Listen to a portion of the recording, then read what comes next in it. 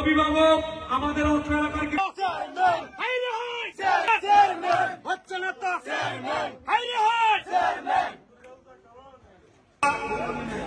পাঁচ নম্বর ওসমানপুর ইউনিয়নের স্বনামধন্য আমাদের নেতা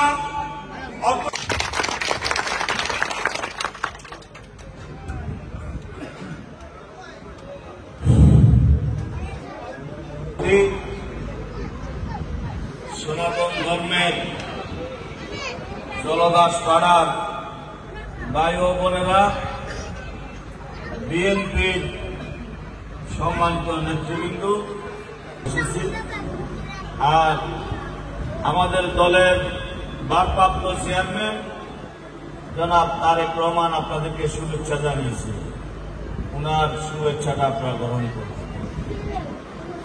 আর একটি বার্তা দিতে এসেছি, সনাতন ধর্মের বাইরের এই পূজা শুরু হওয়ার আগে থেকে আমাদের বিএনপির পরিবারের নেতৃবৃন্দ সকলে মিলে আপনাদেরকে সর্বোচ্চ সহযোগিতা করার জন্য প্রস্তুতি রেখেছে।